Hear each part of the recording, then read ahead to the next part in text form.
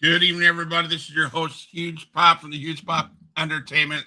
Welcome to Drop the Mic Night. Today, we have a guy that's larger than life. He has paint on his face normally. He is the monster from TNA and from the indie circuit. He's wreaking havoc all over the place. Please welcome to the jungle. Welcome Kongo Kong to the Huge Pop Entertainment. Drop the mic. How you doing tonight, my friend? Doing pretty well, man. How's it going? It's going really well. I was excited to talk to you because like I told you off camera, man, you were in my stomping grounds from back in the day this last week, and we'll talk about that later on. Mm-hmm. But I know you and I have been trying to get this set up for some time. I think we were supposed to do it a few months ago, and your schedule, my schedule. Hey, that's what this business is about, right? So finally, we get you on the show. Or just talk about everything wrestling, and you share what you want to share, and you share what you don't want to share. So, mad respect to you. So my first question I always ask is, of course, I'm interested in what the talent youth was like growing up as a fan of wrestling before you got into business. So wrestling mostly was on cable, so sometimes we could afford cable, sometimes we couldn't. When we could, I watched it religiously. When we couldn't, I would go over to my aunt's house or cousin's house or whoever's house I had to go to watch it. When I was with my mom, it was okay for me to watch it. When I was with my dad hated it, and so his thing was to always try to deter me from it. And I would say things like, I want to be, next Hulk Hogan or something like that. And he would say stuff like, you never do that fake crap, blah, blah, blah. And I think that maybe worked against him, or I just love wrestling so much that, eventually I just got to the point where I was like, okay, I can't think of anything else in this world I want to do. Okay. So now talk to us about training. Where did you go for training? Who was your trainers? What was that like for you getting into the business? Started off in Grand Rapids, Michigan, for a group called Pro Wrestling Worldwide. And the trainer was a guy by the name of Scott Zeenstra. He started me, into my journey, I guess, a couple practices, and then the owner of the company decided that he wasn't good enough, for whatever reason, got rid of him, got another guy in there by the name of Joe Ortega, who basically finished me, I guess. And he took, once that guy, the original owner, decided to not run anymore, Joe took us to another town, to his hometown, and he started another company called Lakeshore Wrestling Organization, where he trained a bunch of us. Myself, Jimmy Jacobs is one of the group. A couple other guys that have gotten a bit of a name around the indies. Took us there, trained us, and then I moved down to Indiana to play football and reconnected with a company by the name of Extreme Wrestling Federation. Okay. And that's kind of what got me started, or got me where I am. Yeah, started on the journey to where I am today. So now you mentioned Indiana to play football. Were you Indiana Hoosiers? Were you a big college down there, or was it It was a small school, NAIA, called University of St. Francis. They were just starting the program, and the school that I had attended previously um, didn't work out, and that's how I ended up back home, and ended up in wrestling. Well, I ran into my old high school football coach, and he basically said, "Well, what if I can get you another scholarship?" And me thinking that there was no more chance, no more opportunity for that to happen. I never even thought of that. And so like overnight, basically, um, my life had changed because I had another scholarship, and I was no longer working, no longer wrestling. I was coming down here to play football and get an education. Okay. So now everybody knows you from TNA. That's where you're most popular and all that stuff. Then you ran a. So you've been doing this for a couple decades now, right? You've been Uh, over 27 years. 27 years. You get that. You do your indie thing. You do your TNA thing. The last monster standing matches that you do. My question is, what the hell keeps your passion where it's at to do it over and over again? Um, I don't know. I can't. I don't know. I can't pinpoint it because it's not that it's so great on my body or anything. It's not that it's really an unreliable business. Everything from shows canceling last minute to anything can go wrong. You're uh, lose a loved one while you're on the road, or car breaks down, or yeah. So it's rough. It is not for the faint of heart. This is what I do for my living. So between this, making gear and training, this is still how I make my living, and it can be rough. It can definitely be rough. So I mean, we're going to touch on those. Those are two topics I want to touch on. You mentioned making gear and training because I know you have a training school you do there, and then you make your own gear, which I'm really interested in hearing about. But would you say that some of the dedication, some of the push for the face paint and all that, the gimmick, and would that be the fans that push you that way? Um, More or less, yeah. I would say because it started off as something that I didn't want to do. Originally, I was Osiris, and well, Osiris started off in face paint, but then I kind of steered away from it for a while, a long time actually. And then once I connected with JCW, they're the ones that put me in face paint and gave me the Congo Kong gimmick. Um, and I would say the demand for Kong versus Osiris, is such that yeah, you can say that yeah, it's the fans that are driving me. The idea that they want to see me wrestle. And people put me on posters and um, believe in me enough to want to try to sell tickets to bring butts to come sit in seats for matches. Yeah, and I if anybody out there going to watch this, or if they don't watch it now, then they're going to watch it later on. I encourage you guys to look up on YouTube Congo Kong and see the type of the stuff this man. I don't know how tall you are, how big you are, but watch some videos. Well, right And now I'm about 6'6", 275. Most of the videos on there, they're gonna see 6'6", 375 though. okay, that even makes it even better. Okay, 275 now, 375 back then. Moonsaults off the top rope, suicide dives. A man your side shouldn't be doing that stuff. What goes into the training? What goes into the mindset of doing um, that? I've always been able to push myself athletically, and do some things that I, at my size, I guess, quote unquote, shouldn't be able to do, and so I like to think of myself of as an innovator. Honestly, a lot of things that you didn't see in wrestling from big men, I would do on the indie scene. Um, Myself, guy by the name of Hillbilly Jed out of Indianapolis. At the time, he was another 400 pounder.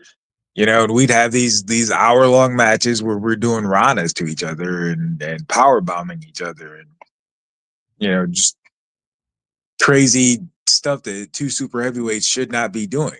Um, and so he's always pushed me to get better and to be more athletic.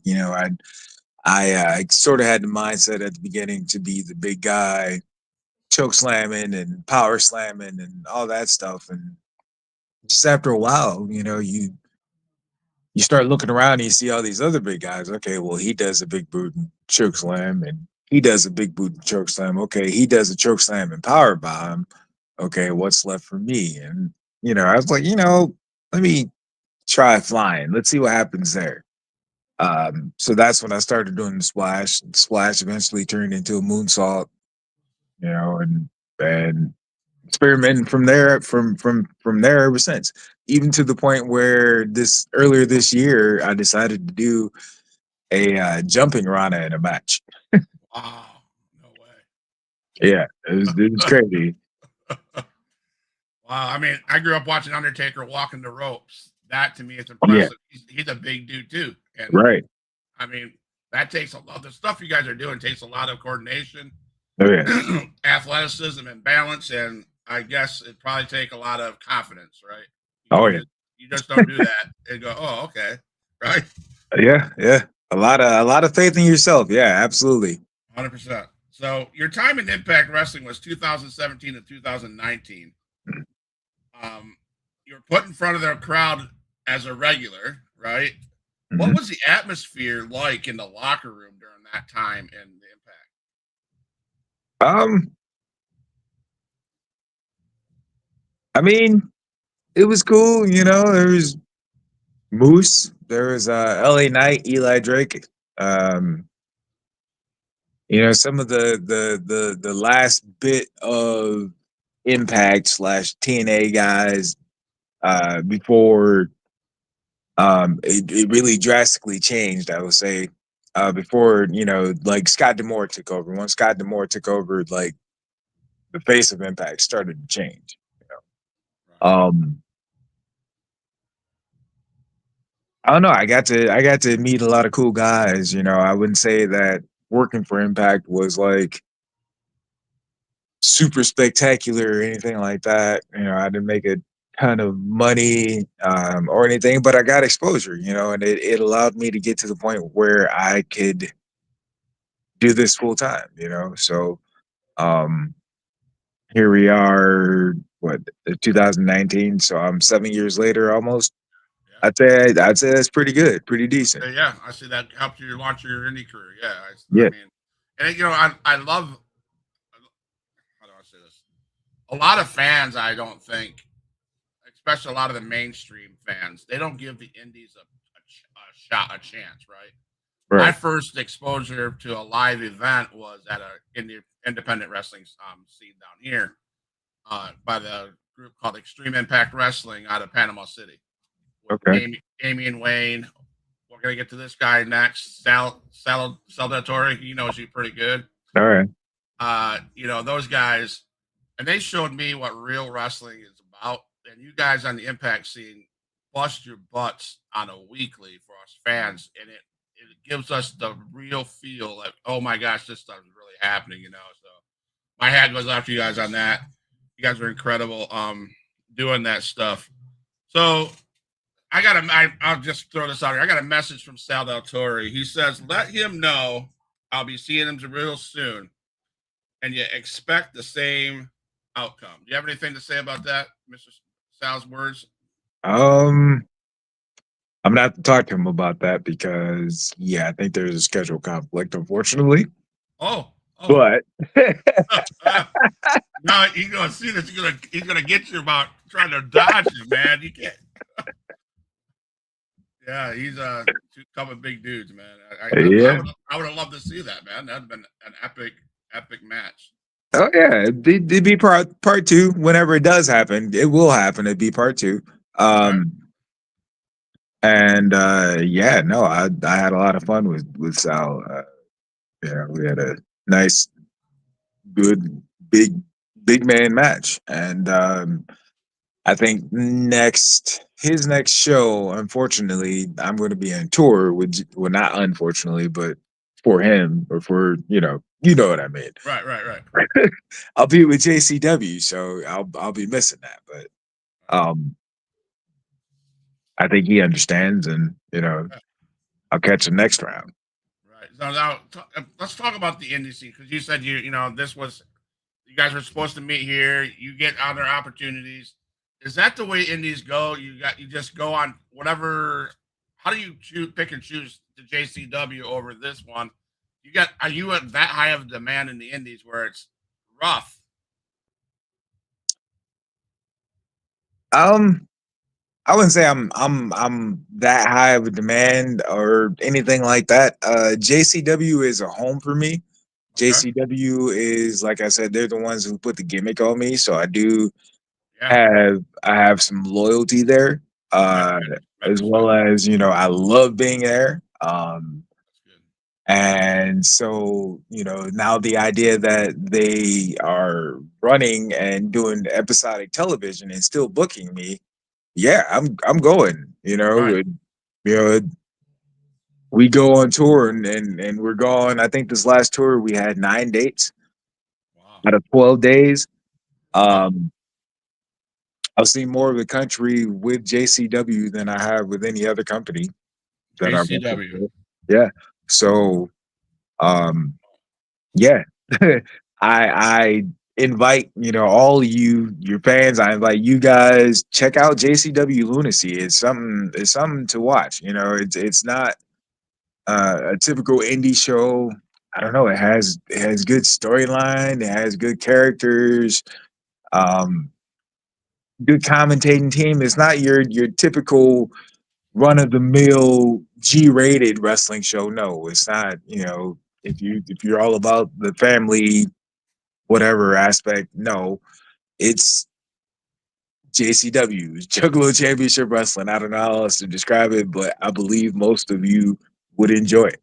And I think if you checked out the Lunacy episodes, which air every Thursday at 7 p.m. Eastern All right. time, All right. I think you Juggalo guys would be Championship a fan. Wrestling. Yeah, Okay. yeah. Now, is there a guy that you'd recommend to reach out to possibly bring more of their wrestlers on this show? Um, hmm. Where are you based? You said you're based out of Florida.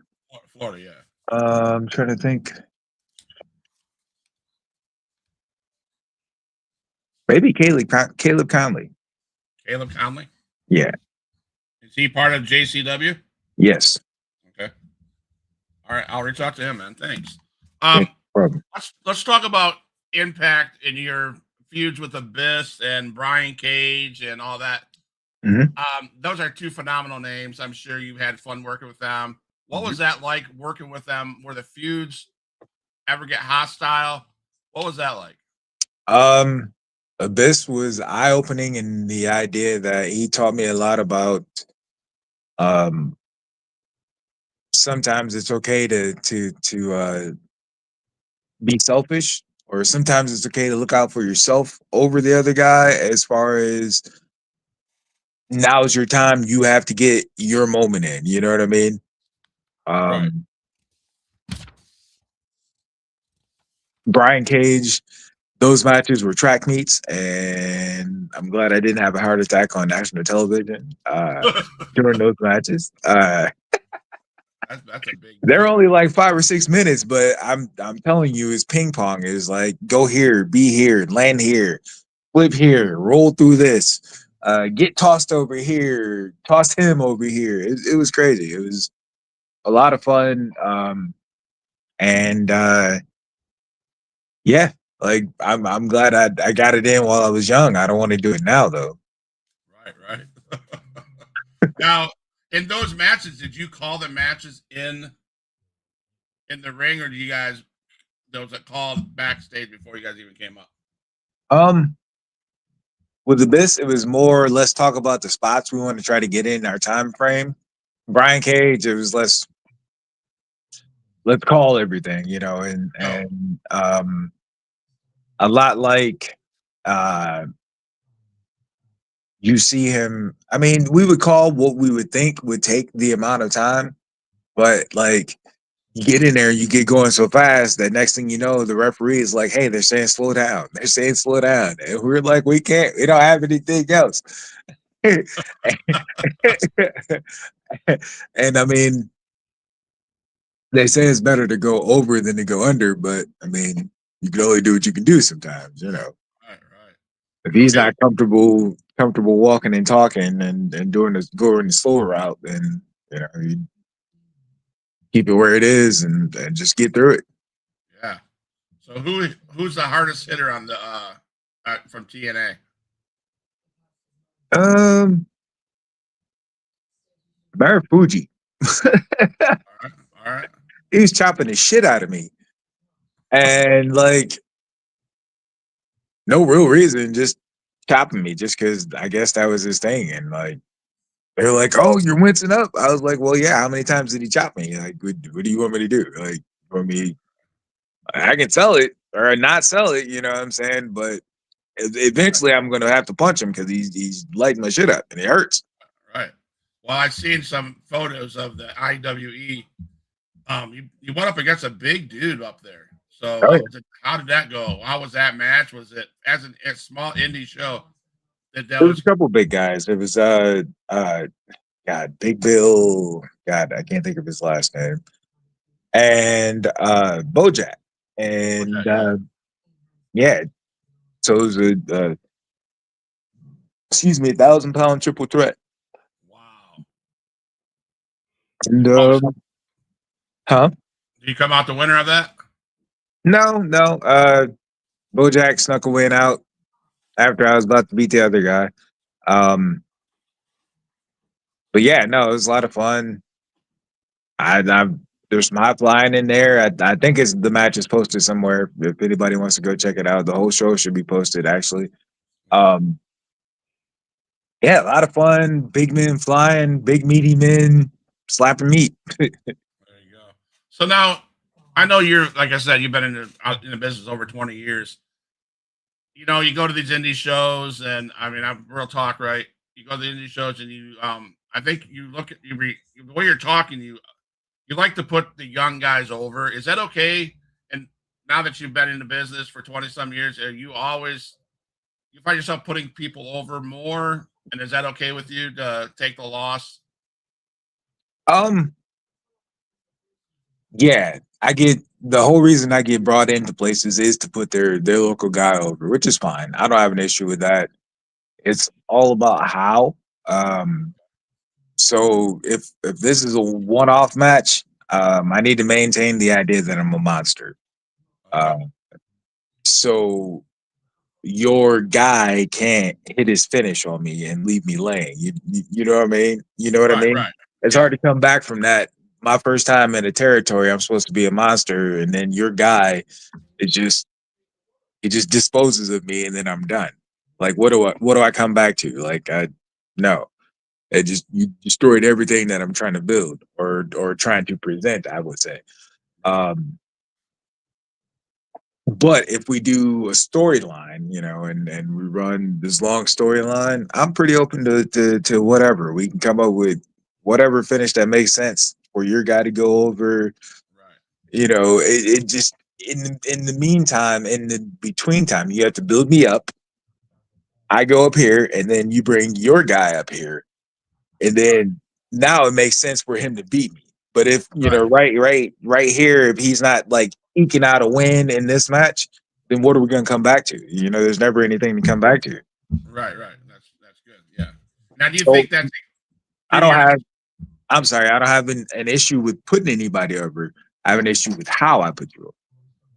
I mean that I was just going to say that speech, that talk is of a veteran. You can tell that you're a veteran of the business. You can tell that you respect the business, and I think Thank you, I appreciate that. I really do. I Because there's a lot of guys who would say, "Hell no, I don't want to be put. I want to be put over.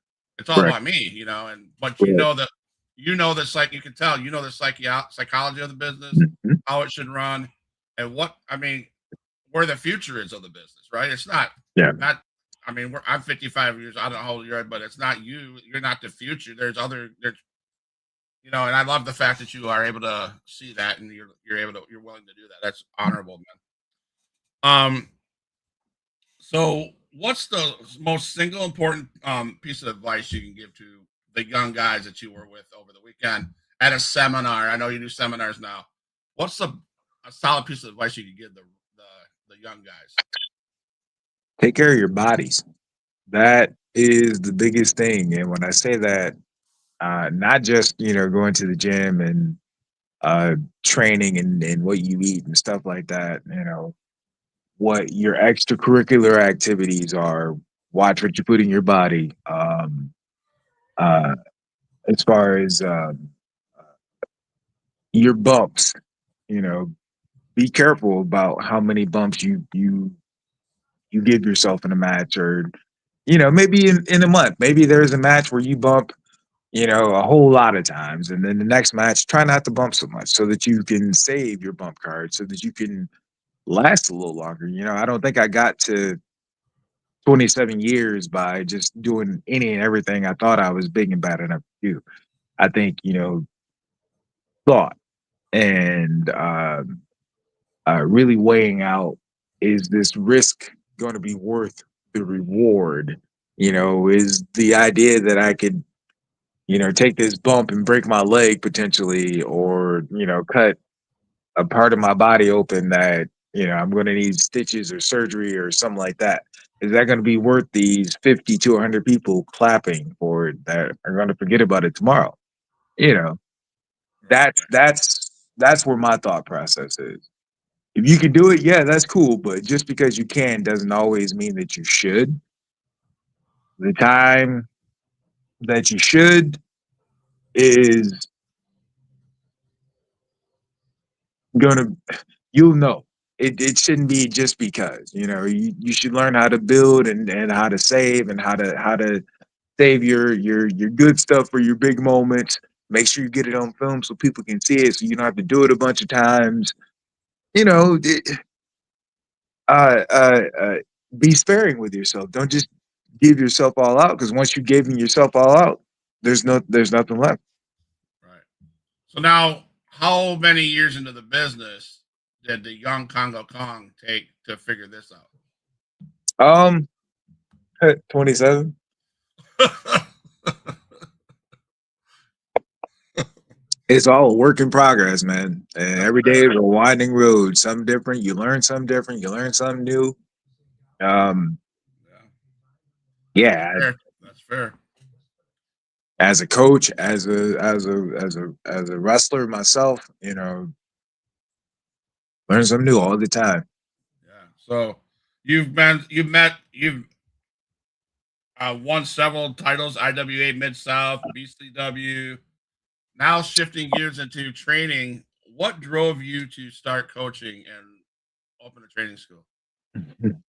Um, there was a company I was working for, and they were doing some training. And it really wasn't training. It was more, let me teach these guys the moves and teach them how to put the stuff together in a match and run through the sequence of the moves, like as in, like, this is what you do in a match, or in this match I want you to run this script. And couldn't really relate to them the whys. Why would you do that? What would cause you to do that? Stuff like that. And so I think from there, I just kind of took over, and I wanted to really focus on psychology with those guys. And okay, so why would you do this? What would make you go to this spot next? In this situation, what would you do? Stuff like that. Think about things like that, and that's always been huge for me. I've never been a fan of the spot for spot. Let's go and do a bunch of flips. And, I mean, I like acrobatics. I like cool stuff. Sometimes, I just want it to make sense. I don't want it just to be there just because. I don't want to witness a martial arts fight scene for an entire match. You know, you want to do that a little bit, okay, cool, but I want to see you slug and then like knock somebody, uh, look like you knocked their dick in the dirt. You know, because Right. this is pro wrestling. This is shouldn't be a dance. It should be two guys fighting. You know, that's what we're portraying. Somebody is trying to get the winner's share of the purse so that they can go feed their family. Right. Why are we out here dancing and doing flips and you know? Don't get me wrong, I love the entertainment aspect of it, but it should all make sense in the groove of the wrestling. I think sometimes we or not sometimes we've gotten into the mode where um, we're so relying on what kind of flip or what kind of cool thing, you know, angel butter wings and you know all kinds of flippy doodahs and whatnot, and how can we wow the uh how can we wow the crowd or whatever? And I don't you know don't subscribe to that. I would like to see more. Let's tell a story. Let's get people more involved. Let's make them feel like they're part of this show. Right. Right. And this might be unpopular conversation, but I felt, talking about flips and flips and flips and flips and flips and flips. I had a problem with John Cena's last match. One thing I had a problem with, the problem I had with it is he got choked out 4 times before he tapped out. Mhm. I thought there was a lot. I thought there was too many. And then his tap out, when he tapped out, it was weak. So I don't know if that was what you're talking about. There's too many times. I don't know why we need 4 times. I don't know why we need 5 spears from Roman Reigns. You know what I'm saying? I don't know why Right. we need just tell the story minus about 16 other spears, if that makes any sense. I don't, I think TV, I think that the big stage, they use a lot of that, too many things, So, and that's what I like about the indies. You guys do it, and then it's in your face and it's solid stuff. So, but I was intrigued by this next thing. I'll be honest, I was scrolling through your Facebook this afternoon and I seen a post. And let's talk about, I didn't realize that you made your own gear. Mm. So talk about that. Do you make gear for just yourself, or do you make gear for everybody else? And what got you into gear making? Um, Right. at the time, 2007, it was hard to find people readily available to make gear. And so, um, the lady I'd known from church, she would never make things right. I'd be like, okay, this needs to fit tight, and she like purposely make it too big. Um, and so I just got tired of dealing with that, and trying to contact some of the guys that were online at the time that were doing gear, and they would just never get back to you, or you'd hear horror stories about how they take your money. I just decided, one day I was in this store and saw a cheap sewing machine, and I just grabbed it and taught myself from there, and eventually got to the point where um, I was able to uh, branch out and make gear for other people. And now that's where I am right now, sitting at my desk, Uh, working on stuff for JCW for this weekend. okay. Nice. Does the name Jason Amos mean anything to you? Sign guy, yeah, that's my buddy. All right. So here's a question he asked me to ask you. Ask him if anyone ever thought about jumping out of a helicopter to keep from having the gear that he made cut off of them. That would be him. You got to tell me about that. Yeah, he got into a really bad accident in a match, like severe, like head trauma, like type stuff, and um, yeah, they were life flighting him out of there, and they had to cut his singlet out, and he was trying to fight him. He did not want them to cut that damn singlet off. I mean, nice, nice. All right. Are there any dream matches that you want to do before you get out of the business? Uh, I not necessarily matches, but more destinations. I've never been to Japan and I've never been to England, and those are two places I would like to go. All right, all right. Any good road stories you could tell? Oh, uh, You had to, you had to expect that kind of question, right? yeah, but there's like so many of them. Like I don't know. I'd almost have to like be like reminded of an instance where there was one that was so good. I don't know. Like there's some that are appropriate and some that are not. Okay, that's all right. That's all right. I mean, if you don't have one, that's cool. Yeah. And any funny backstage rib stories? Um. No, because like they don't do a lot of ribbon in this next generation because a lot of people they can't take it and people they see it as bullying. So and to an extent there is a line where there's bullying and then there's just you know ribbon people. You know, Okay. so I don't know. It's a lot less. You see a lot more people getting along and just being cool with each other than you do ribs these days. Okay. So if you had to travel on a road trip or going place to place, who would be your best road partner? Who have you had the best um, chemistry with going to shows after shows after shows? Um,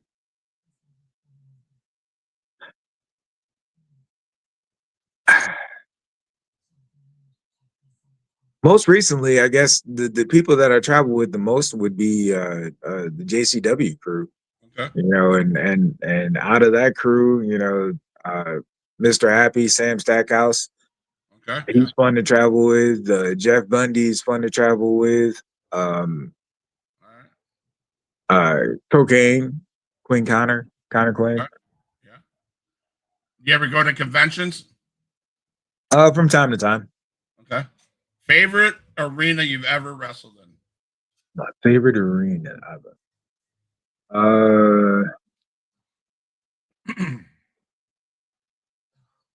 Probably the Orleans in Las Vegas for Global Force. Okay. Global Force Wrestling. How long have you been with Global Force, and what was that experience like? I was with them for the duration, I guess. It was fun. It was awesome because um I would say that was my first sort of break, I guess, or first time people like really kind of noticed me. Um I was wrestling for IWA Mid South, and Jeff Jarrett was booked for a show, and he walked up and he asked me. He said, "Hey, what's your name?" I said, "Steve."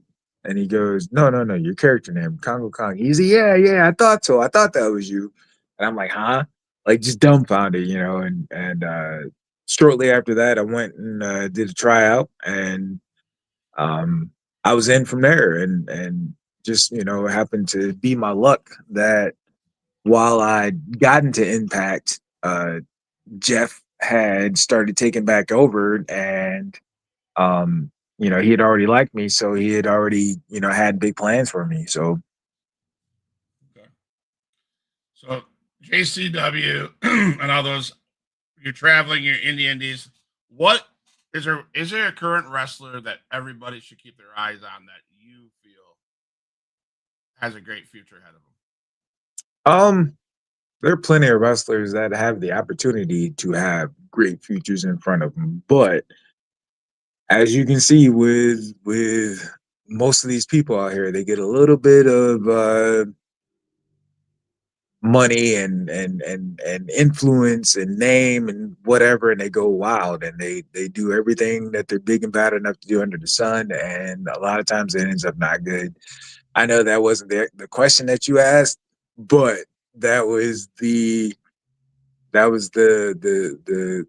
dad, wrestler dad in me. You know what I'm Right. saying? I can name off names. I have some of my own students that I would love to shout out, but I don't feel like they deserve it at this point because they're not being good humans. So I can find good and bad with everybody, but there's a lot of people that could if they would do the correct things, and I think there's a lot of people that should be that next person and whatever, as long as they do the right things. And that, I don't know, I'm a big proponent of that. Like, I know. So over the last 20 some years up to now, we've had this. It's kind of surfaced, but never really touched. It's been touched on in this conversation. Mhm. From the time you got into the business to now, what do you think is the biggest differences? The biggest difference from where you were? I mean, because I'll to be honest, I've I've I've interviewed many people from back in the age when you were in Impact. Austin areas. Ken Anderson was on the show. Those guys, the legends like you, right? Now we got these young guys. What's the biggest difference from when you got into the business to now? And Um, I'll say the inclusivity. Now, um, pretty much everyone is welcome, and we will find a spot for you, as opposed to back then they did whatever they could to keep you out just to see how much you wanted to belong. You know what I mean? And um it was a tougher business back then. And it's a lot softer now, a lot more open.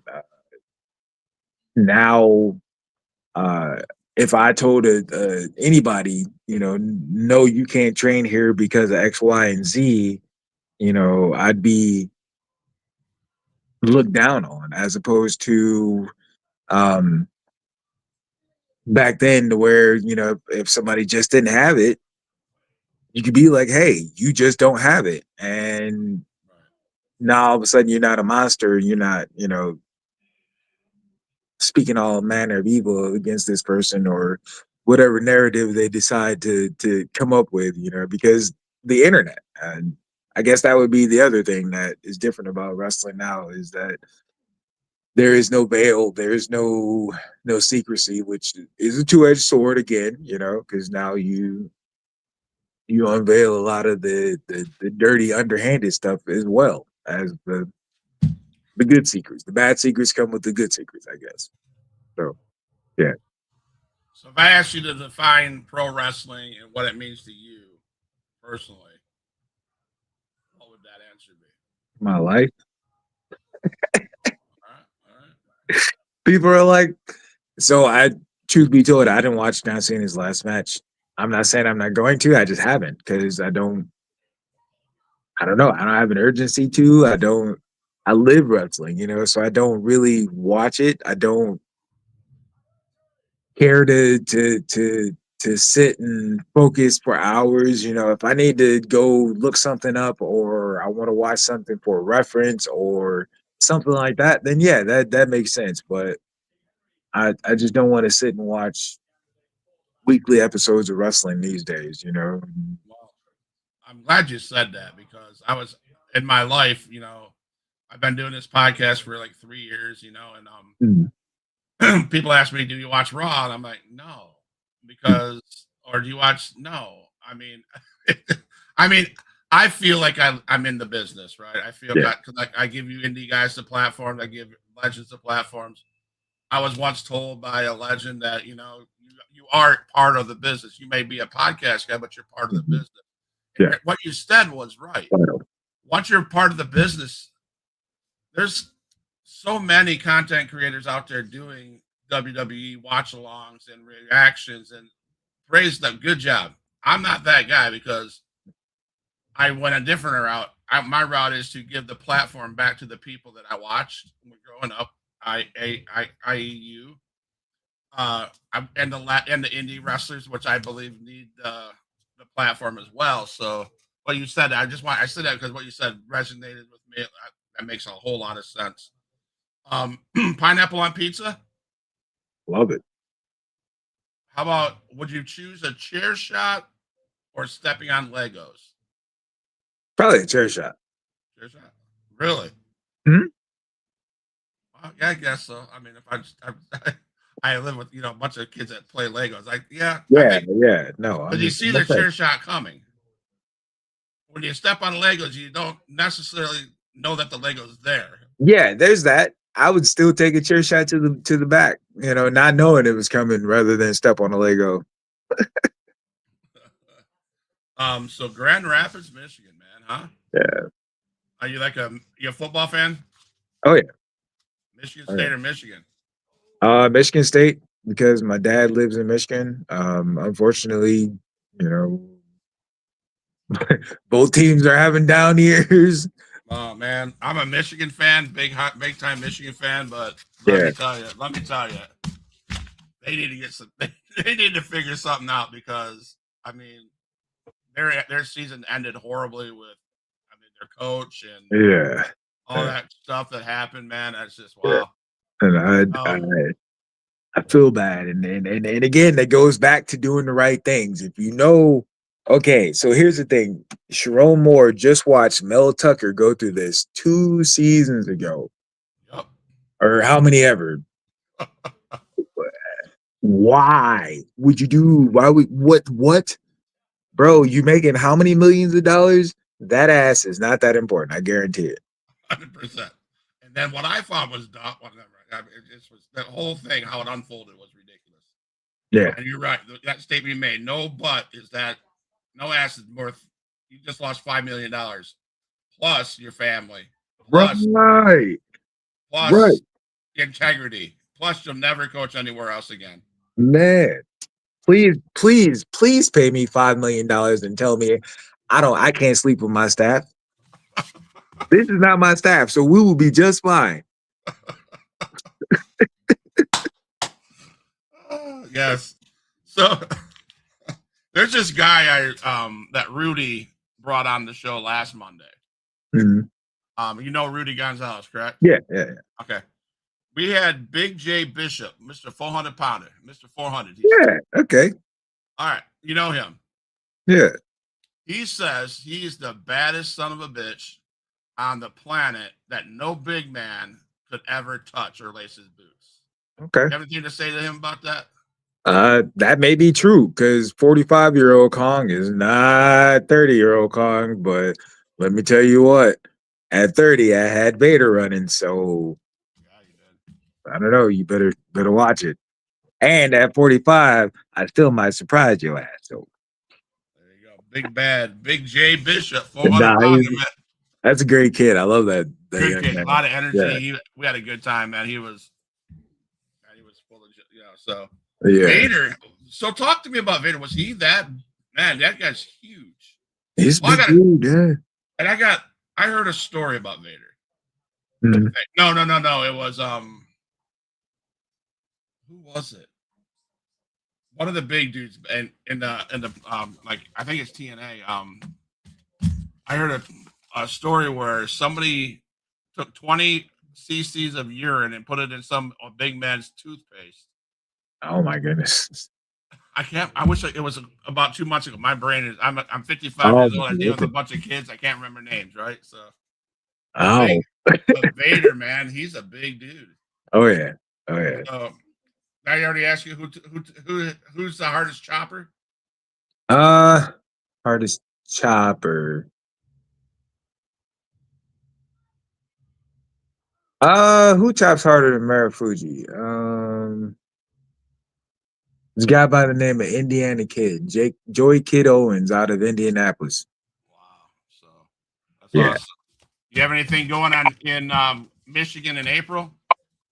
Uh, do I have anything going on in Michigan in April? Yeah, any wrestling promotions? You doing anything? I'll be up in April though. So my Oh, dad, we're doing my dad's celebration of life in April. I didn't know if I there's don't anything. I don't think anything's booked right now, but yeah, but I'm pretty sure that something will be around. All right. So, what can you tell the fans on where they can find your get a hold of you? Do you not like social media? How can people reach out to you? And Um, Facebook, reach me under Steve Wilson, or if you type in Congo Kong, I have a wrestling page that comes up. Um, if you're on Instagram, it's Congo Cyrus 78. Reach out. Just whatever. If you need wrestling gear, I'm here. If you need training and you're somewhere within the vicinity of northern Indiana, I guess, and I could extend all the way into Michigan, Ohio, central Indiana, all the way over close to Illinois, I would even say. Um, and you want to train, hit me up. I would love to talk to you about that opportunity. Um, just don't be weird. That's the only thing. so now, is your training school in Grand Rapids, or do you travel to different promotions? I live in Fort Wayne, Indiana, Okay. and my training school is about a half an hour south there in Bluffton, Indiana. Okay. Um, How but close is as that far to as Anderson? Anderson, Indiana, probably about an hour. Okay, my in laws live in out. Oh, okay. Yeah, they live in Anderson, Indiana. We come up there once a year, try to, anyways. So As far as seminars go, though, that is, if a company wants to book me and they feel like they have enough students or enough interest, and the younger guys that want to listen to an old guy like me, tell them slow down and stay on the ground, or don't flip, don't dive head first through that chair, young man, stuff like yeah, that. You know what I'm saying? Um, sometimes they'll book me for a seminar, and I might have a dime or two of knowledge to drop. So awesome. Because like I said, I mentioned Big Sal Del Torre. He got beat by another big dude, Suge White. Well, I'll tell Suge White he didn't beat him because there was a guy named Jackson Slade who helped Suge White beat Sal, and he got kicked out of XIW for 6 months. So we're coming up at Chaos in the Cage. That'll be a 6 month, and they bring people in for seminars. So maybe I need to hook up. I'll talk to Adrian Whisper and the promoter there, and I see hopefully we can get you down there for a seminar. that would be nice. That would be awesome. And while you're down here, why not? Why not have another match with Big Sal? Right? See, I can promote this shit. I can do it. Yeah. I got what it takes, man. So I got to use my connection, man. So, but no, man, it was a great talking to you. It was. I know it's late in Indiana. It's almost 11 o'clock. You're probably gonna go right to bed, I'm sure. I wish. Now, is this designing? Is that what you do for your shoot job? Just wrestling and designing? Or Wrestling, making gear, and training. That's what's your job. Wow, Yes, sir. that's awesome, man. Yeah. Yeah, that's awesome to live like that. It's a blessing and it's scary. Yeah, because it could be gone like that, right? Yeah, absolutely. Absolutely. It's all a gamble, crapshoot. Yeah. Yeah. Well, Congo Kong, thank you so much for stopping on the Huge Pop Entertainment Drop the Mic Zone. I appreciate your time. I will definitely hook up with you on Facebook. Don't go nowhere. I'm going to play this music. I want to talk to you real quick off camera. Okay, so again, Huge Pop Entertainment. It was Drop the Mic night with Congo Kong and We're for Life.